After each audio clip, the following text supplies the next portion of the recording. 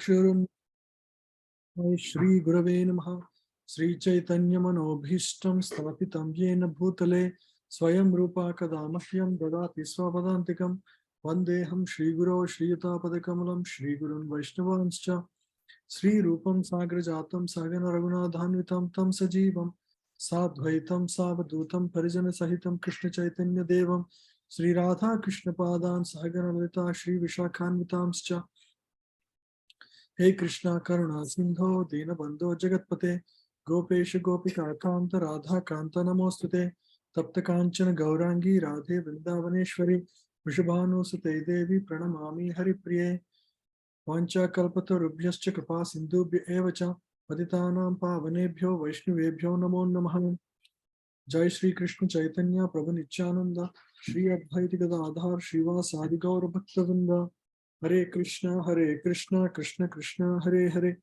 Hare Rama Rama Rama Hare Hare. So we are studying 12th chapter. So it has 3 sections. In the first section, Lord compared the easiness of bhakti over other process, especially impersonalism. Bhakti is very, very easy, convenient, and the goal is highest. The achievement is highest. And the last week we discussed the progressive stages of devotion. The best is if you become, if your mind, through your mind and everything you offer bhakti to Lord, that is the highest.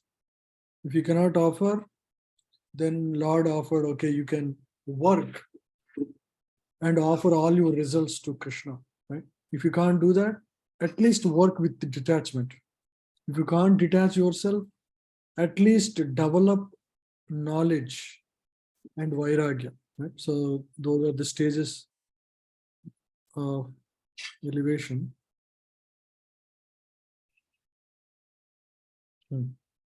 Progressive stages of devotion. Mind fixed on Krishna, always. That is the best. Mind fixed on Krishna means pure bhakti. Then follow regulative principles of sadhana bhakti. That is second. If not, work for Krishna. If you can't do these two, work for Krishna. At least work for Krishna. Otherwise, you can't even work for Krishna and offer results to Krishna. Renunciation, cultivation of knowledge, meditation. Right? These are the lower stages. So this is discussed. Now the next section, 13 to 20, we'll cover today. This section describes what makes Lord like us. What qualities we have that is very, very dear to the Lord. Right? So let's read 13th verse.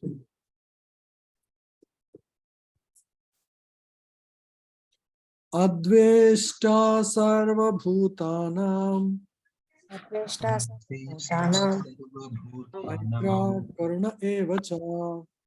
Maitra karuna evacha Nirmamo nirhankara Samadukha sukhashami Santushta sutatam yogi Yatatma drida nischaya Mayarpita mano buddhir Omad bhakta same priyaha.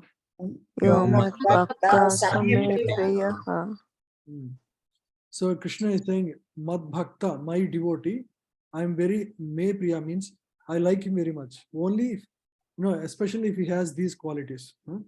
Adveshta. Adveshta means he is not envious. If somebody has something better than us, one should not become envious of that person. Adveshta sarva bhutana means he is not envious of anybody, right? Nobody. Sarva bhutana means all jivas, right? Maitra karuna evacha. Maitra means he is friendly to everyone. Karuna means kind, very kind. Karuna evacha. Nirmamo nirahankara. Nirmamo. Nirmamo means he doesn't have ownership of anything, like he's not possessive. This is mine, that is yours. I'm the proprietor of this, right? I'm the proprietor of this building, this phone, this. No proprietorship. He only thinks himself as a trustee. God has given this thing in my trust. Tomorrow, when I die, I'll give up. But as long as it is in my hand, I will use it for the purpose of Lord, right? Nirmama. No proprietorship, never, no ahankara. Nirahankara, without false ego. False ego again, similar idea. False ego means false identity, thinking that I am this, I am that, I am the boss, I'm the big, I'm right. No identity other than the only identity is I am servant of God. That is the only identity of a pure devotee. Sama dukkha sukha kshami. Sama dukkha sukha means in both misery and happiness, in both distress and happiness, he is equal. He is not overly disturbed when there is misery, not overly disturbed when there is sukha, happiness. Right? Kshami, forgiving. He is always forgiving. Santushta satatam yogi. Such a yogi is always satisfied. Santushta. Satatam means always. Yogi. Yatatma drida nischaya. Yatatma. Yatatma means he is always self-controlled. Drida nischaya. Very determined. What does he do with determination? Maya arpita mano buddhi is offering man means mind, buddhi means intelligence. Maya arpita means to offer to Krishna. Maya means to, is Krishna is speaking, right? So Maya arpita means he offers his mind and intelligence to Krishna. Yo mad bhakta same priya means such a person I love him the most. Right? Please read. One who is not envious but is a kind friend to all living entities, who does not think himself a proprietor and is free from false ego, who is equal in both happiness and distress, who is tolerant, always satisfied, self-controlled, and engaged in devotional service with determination, his mind and intelligence fix on me. Such a devotee of mine is very dear to me. So Lord loves such a devotee.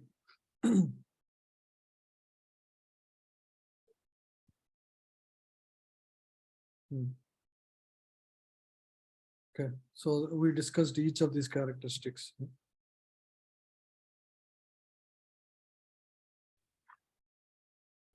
Yashmano dvijate loko. Yasmano dvijate loko. Lokam dvijate chaya. Lokam dvijate chaya. Harshamarsha bhayo dvegair.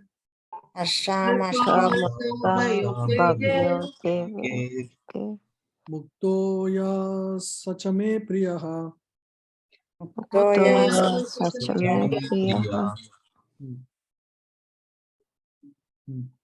Yeah, please read. He by whom no one is put on to difficulty and who is not disturbed by anyone, who is equipoised in happiness and distress, fear and anxiety is very dear to me. Equipoised in happiness and distress. He is equal. He is not disturbed in happiness, and he never puts anybody in difficulty, right? Because of his actions. For example, we see in the history of the Vedic history, sometimes Durvasa Muni, you heard about Durvasa Muni story where he becomes angry at Ambarish Maharaj, and he tries to send a demon on him. And then Ambarish Maharaj was a great devotee. He is a king. Durvasa Muni was is a great mystic yogi, practiced for thousands and thousands of years. He considered himself to be superior to Ambarish Maharaj, and he felt Ambarish Maharaj insulted him when he invited him. So he tried to, send a demon on him. Ambarish Maharaj just surrendered himself and prayed to Lord, and immediately the demon was killed, and Lord's chakra would run after Durvasmuni. So you can see, even though difficulty is coming on Ambarish Maharaj, he is not at all disturbed. Neither he put anybody in difficulty. He just offered, even though he's a king, he's a great devotee. He didn't do any offense to the Durvasmuni in spite of his being not wrong, right? So that is the characteristic of a devotee. He is not disturbed, neither he puts anybody in difficulty. Equipoised in happiness and distress. Sometimes happiness comes, sometimes distress comes. He is never disturbed by either of them. Fear and anxiety, no, equipoised. Sometimes fearful situations come, he is not too disturbed, he is equally. Sometimes anxiety comes, he is never disturbed, right? Such a person is very dear to Lord. Anapekshar Suchir Daksha.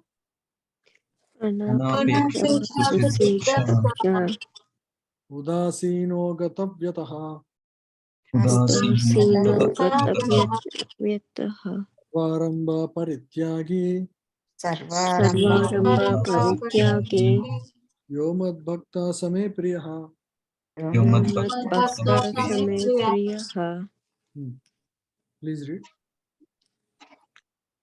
My devotee who is not dependent on the ordinary course of activities, who is pure, expert, without cares, free from all pains, and not striving for some result, is very dear to me. So he is not dependent on ordinary course of activities. So he's not too like, for example, sometimes there is power cut, or there is some water problem. So those are all ordinary course of activity. Sometimes you are too much in heat or cold. These are all ordinary course of it. He's not dependent, he's not disturbed, he's not dependent, right, on the who is pure, expert, without cares, free from all pains. Yeah? He's just focused on his bhakti towards Lord, not striving for some result. He does his work, but not too anxious for the result. Right? Whatever comes, he'll do his best and leave it for the rest to the God. Right? Whatever comes of its own accord, he'll accept. He'll not disturb. Yeah. So he's always happy because his focus. He knows very well what is the purpose of life. Why am I here? And what is the real goal of life? What I should do? And he's focused on that. When the focus is clearly there, you won't be disturbed by ordinary course of activities, right? Because you have very clear. For example, you are studying for exam. That day, your wife didn't give, or there was some salt is more in your sabji. You won't really bother because your mind is preoccupied with preparation for exam. So like that, a devotee is very focused on his ultimate goal. So his ordinary activity, he'll not be too disturbed. His focus is very clear.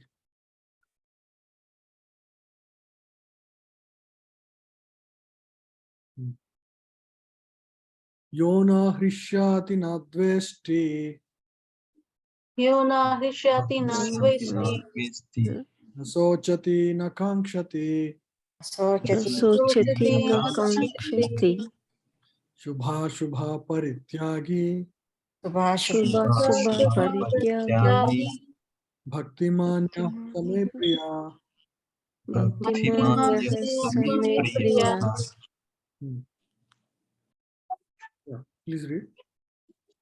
One who neither rejoices nor grieves, who neither laments nor desires, and who renounces both auspicious and inauspicious things, such a devotee is very dear to me. Na hrashyati na dveshti. He doesn't rejoice nor grieves. Similarly, his samadukha, sukham. Right? No lamentation. No lamentation means I lost this. some people, if they lose some loved ones or something dear to their heart, money or whatever, they get disturbed all the rest of their life. So, but a pure devotee knows very clearly this world is temporary and I'm here for a temporary time. And sometimes I lose and it is beyond my control, and accepts the destiny and moves on, right? Nor desires, right? He doesn't want anything of this world specifically. Whatever comes of its own accord, he accepts. He doesn't go behind things because he knows everything is a sandcastle here. It's a temporary situation. So I don't want to just burden myself overly by getting entangled in the things of this world. If it comes, well and good, right? If it doesn't come, that's fine too. No losing head or hurt of it, over it. Who renounces both auspicious and inauspicious things, right? He so in the material world, auspicious things are, people consider some ritualistic activities are auspicious. Sometimes some death is considered as inauspicious thing, right? But a devotee is even advanced than that. He considers those things as ordinary course of activities. So everything is auspicious as long real auspiciousness is when you are able to chant, when you are able to do worship of the Lord. So as long as those go on, in the ordinary course of life, the other auspicious and so-called inauspicious things don't really matter for a devotee, right? So he is not too bothered about things of this world. He is prepared to accept all kinds of risk for the satisfaction of the Supreme Lord. Nothing is impediment in discharge of devotion service. Such a devotee is very dear. Yeah, very dear to the Lord. Yeah. He is transcendental in the face of all kinds of auspicious, inauspicious, and sinful activities. Yeah. So he doesn't bother too much. So basically, they are fully focused, not bothered about this world.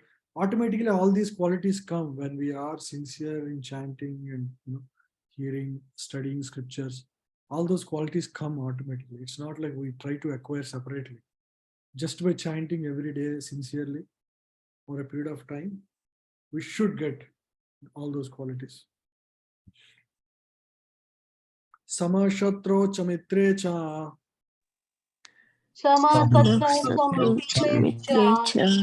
tata manapamanayo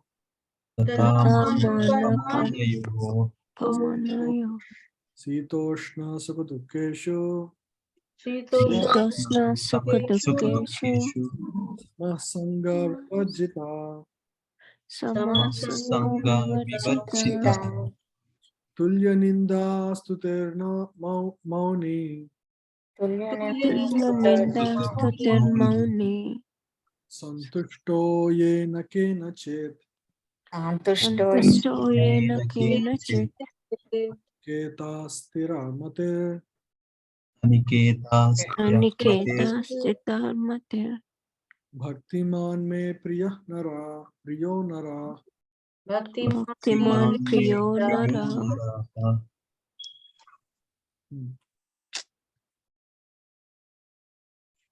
Please read. One who is equal to friends and enemies, who is equipoised in honor and dishonor, heat and cold, happiness and distress, fame and infamy, who is always free from contaminating association, always silent and satisfied with anything, doesn't care for any residence, who is fixed in knowledge and who is engaged in devotional service, such a person is very dear to me. See, these are very important characters. Equal to friends and enemies. Sometimes when somebody has an enemy, it's very difficult. As soon as you see that person, your feelings change. But enmity is created by situations between the people, right? So as one progresses in devotion service, as one advances in his consciousness purification, he can start seeing actually whatever this enemy is giving to me is something, he's an instrument. He's not, it's only my own karma that I'm getting through him. Once he understands that, he's also a soul, but whatever situation he's in, like he's due to my own karma, he is giving me all these challenges.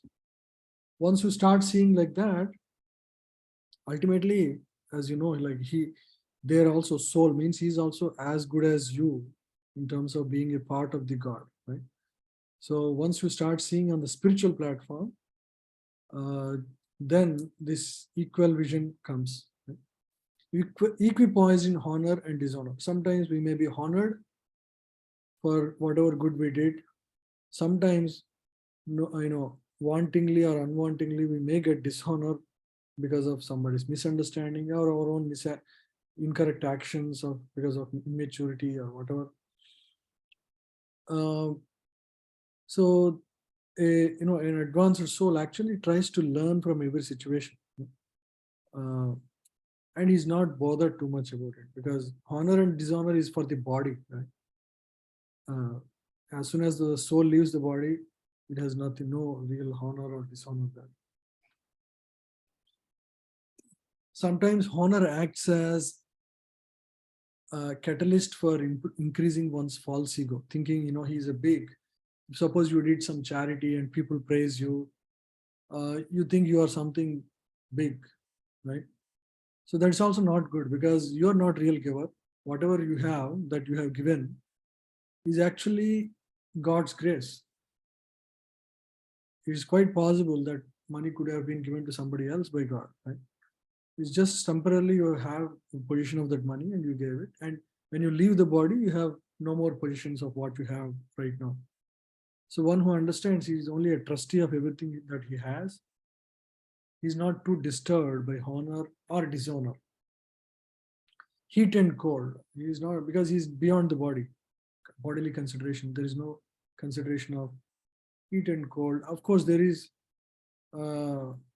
experience of misery, but he's not bothered. Consciously, he's not bothered, meaning he accepts that as ordinary course of activity. He's not too bothered about the situation, physical situations of life. Right? Some people get too annoyed when the weather extremes are presented to them. Right? So that a devotee who understands they are not this body and understand this is just a ordinary course of life, is not too disturbed. Happiness and distress. Right? Sometimes situations, our own karmic situations, give us happiness. Sometimes they give us distress. Accept without complaint. Right? Don't try to nullify either of them. Just accept and move on. Right? Fame and infamy. Right? Sometimes you get fame. Sometimes you get infamy. Everybody goes through all these stages. Nobody is an exclusion. Right? Everybody, however great you are, everybody goes through honor, dishonor, fame, infamy. Who is always free from contaminating association. One should not associate with wrong people who are greedy or lusty.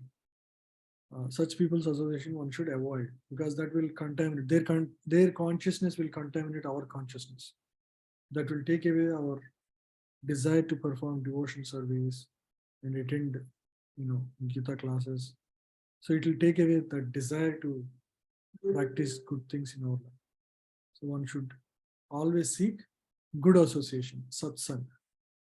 Always silent and satisfied with anything. Always silent. He only speaks meaningful things. Silent doesn't mean he just keeps shut. You are all chanting sloka. That's also considered silent. Is silent, being silent to nonsense, right? Material things, too much worried about material stuff. satisfied with anything. Right? Whatever comes on its way, he accepts that as, okay, this is what I deserve by my my karma. So he just accepts that. Who doesn't care for any residence? Who is fixed in knowledge? And fixed in knowledge means he's always very clear. I am not this body. I'm soul. I'm here on a temporary basis, and the perfection of life is to develop devotion to God and make my life perfect. Right? So that knowledge is always fixed. It's all in the back of mind. Meaning anything he sees it with the lens of this knowledge. Anything that happens in life, he sees this with this lens of understanding about life. Meaning, for example, you see sun or anything with a pink lens. You have a pink lens in your hand. You see everything in your life with that pink lens. Everything has a pink shade, correct? Why the shade is coming? Because you are always viewing through it. Actually, the object is different. But so similarly, when we come to this material world, we see everything with the lens of material contamination. It's not the truth that we see, right? So we see with the bodily conception. That is why we go through all these, honor, dishonor, heat, cold, happiness, distress, fame, infamy. All these are for the body. They are not for the soul, right? So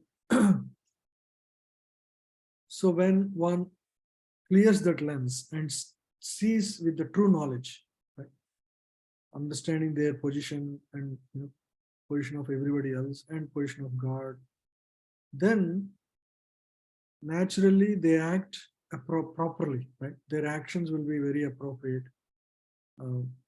Such a person is naturally very dear to God.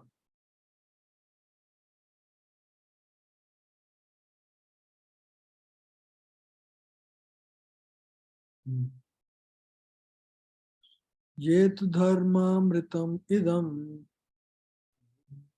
Ye tu Etu dharma dharmamritram yathoktam idam paryupashate yatoktam yadhoktam paryupasate paryupasate Shraddha dhana mat parama Shraddha Parama bhaktaste tive me priya. Bhaktaste Dive Me Priya. Please read. Those who follow this imperishable path of devotional service and who completely engage themselves with faith, making me the supreme goal, are very, very dear to me. This is the conclusion, concluding verse, right? What did he say? Bhaktas tivame priya, right? Such devotees are very dear to me. He's very clear. He didn't use yogi. He didn't say karma yogi or jnana yogi. He says bhakta. Bhaktaste tivame priya. So his ultimate instruction is very clear. Mat parama. Mat parama means making me the supreme. Shraddha dana, right? With faith.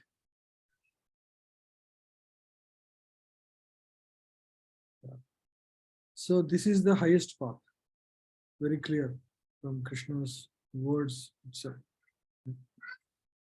Those who follow imperishable path of devotion service. So this is the best path. All other paths to achieve religiosity, to karma yoga or jnana yoga, they're all not as great as this one. This is the best. Pari upasate. Pari upasate. Pari upasate means worship me, right? Again, completely engaged, Shraddha, taking me the supreme. So Bhagavad Gita is full. Actually, one who understands Bhagavad Gita, he must become devotee of Krishna. No question asked. Because so many verses clearly point to bhakti as the supreme path. You see? Bhaktaste tivame priyaha. It will become more evident in later chapters, but the point is very clear. Like one should practice bhakti to achieve the highest. And that is the most practical and gives the best results. Yeah. This is the summary of by Prabhupada. So we'll just read through this. Yeah. Anybody please read?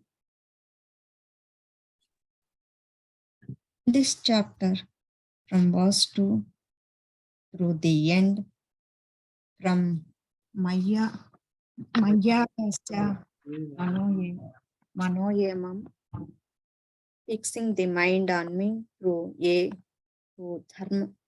Dharmamam Dharmamritam idam. Mantram Idam, this religion of eternal engagement. The Supreme Lord has explained the process of transcendental service for approaching Him. Such processes are very dear to the Lord, and He accepts a person engaged in them. The question of who is better, one who is engaged in the path of impersonal Brahman, or one who is engaged in the personal service of Supreme Personality of Godhead, was raised by Arjuna. And the Lord replied to him so explicitly that there is no doubt that a devotional service to the personality of Godhead is the best of all process of spiritual realization. In other words, in this chapter, it is decided that through God association, one develops attachment for pure devotional service and thereby accepts bona fide spiritual master, and from him begins to hear and chant and observe the regulative principles of the devotional service with faith, attachment, and devotion, and thus becomes engaged in transcendental service of the God. This path is recommended in this chapter. Therefore, there is no doubt that a devotional service is the only absolute path for self-realization, for the attainment of the Supreme Personality of the Godhead. The impersonal conception of the Supreme Absolute Truth, as described in this chapter, is recommended only up to the time one surrenders himself for self-realization. In other words, as long as one does not have the chance to associate with a pure devotee, the impersonal conception may be beneficial. In the impersonal conception of the absolute truth, one works without fruitive results, meditates and cultivates knowledge to understand spirit and matter. This is necessary as long as one is not in the association of pure devotee. Fortunately, if one develops directly a desire to engage in Krishna consciousness in pure devotional service, he does not need to undergo step-by-step improvements in spiritual realization. Devotional service, as described in the middle 6th chapter of Bhagavad Gita, more congenial. One need not bother about material to keep body and soul together, because by the grace of the Lord, everything is carried out automatically. One need not bother about materials to keep body and soul together. So life is simplified, once we understand all these things. We know, so a lot of people get too much bothered about, oh, he has this, I don't have it, I need to get there. All those, unnecessary mental anxieties will go away once one very clearly understands what is the real goal of life. Right? So these principles one should really imbibe in the mind so that they're not deviated or distracted from the real goal of life. This is the real goal, I'm telling you. Anything else that people do outside of these, they may be good temporarily, but ultimately they are useless. That is a very clear fact. Otherwise, why would Lord himself teach about these principles like this? Right? So this is the real life. Everything else is all illusory. Right? We should be very clear about it. we may have desires because of our past conditionings, but understand, ultimately we have to get to these qualities. Then we become dear to Lord. When we become dear to Lord, we get the position to get there. Right? Only when we please a person can we go and stay in their home. Correct? So when we desire to go back to God, then it means that we also need to focus on getting to these qualities so that we become dear to Lord and ultimately get to Him. Right? So these are very, very powerful and practical instructions. By the way, we don't need to do a special endeavor. We just focus on Navavida Bhakti, chanting, hearing, serving the temple. These activities will automatically bring these qualities in one's heart. So that's why we have to chant every day, at least some rounds. So that ends this chapter. Yeah, so this is the section we covered. Overall, it has 3 sections. Bhakti or impersonalism. How bhakti is the easiest process or other process, impersonal jnani or yoga, other parts. And then progressive stages of devotion. We discussed last week how various stages exist. And one can perform bhakti, that is the best. If you can't do, pure bhakti, the Anya Vilashita Sunyam bhakti means spontaneous bhakti. Spontaneous bhakti is the best. If not, sadhana bhakti, like we all do, practicing bhakti, that is second level. Third level is if you can't perform any type of bhakti, at least offer all the results of your work to God, right? Karma yoga with bhakti. If you can't do that, nishkama karma, at least do your work without attachment to the fruits. If you can't do that, if you can't act in this world, then cultivate knowledge and renunciation. Those are the levels that Krishna taught in this section. And then ultimately, what qualities really endear to the Lord? Means what qualities should we develop so that we become dear to Lord? So that ends this chapter. Very nice short chapter, but powerful message. So next chapter, 13th chapter, is a very, very interesting chapter. So it covers modes, concept of modes very well. Like then we can understand. So until by this, the bhakti principles are given to the jiva, right? But the jiva is living in this world.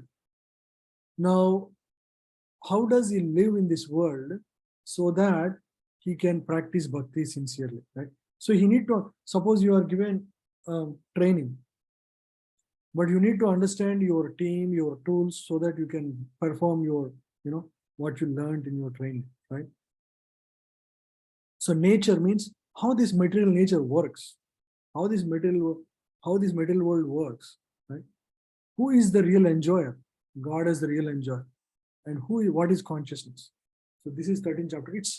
It's more jnana, knowledge.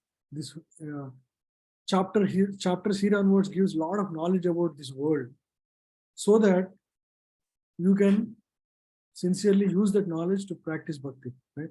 The pure principles are done now. The key principles are given already, what you should do. But how you can do, you need the knowledge of this world. So that we'll learn from next week. Okay? So 13th chapter, nature, the enjoyer, and the consciousness. So a lot of interesting principles on how this world works are given here. Okay? So we'll end the class here. Thank you all very much. Hare Krishna. Any questions?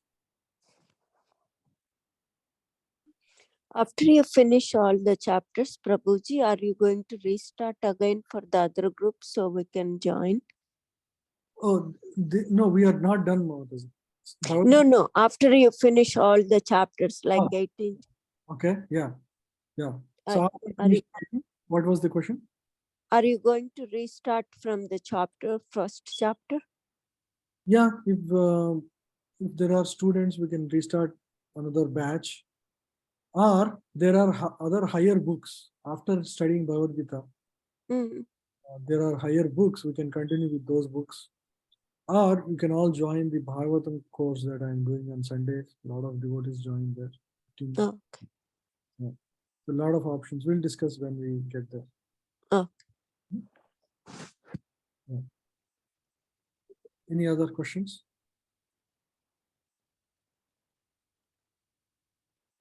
I hope it's all clear. Okay. Thank you all very much. Thank you, Prabhuji. Thank you, Thank you, Prabhuji. Prabhu. Thank you, Hare Prabhu. Krishna. Hare Krishna.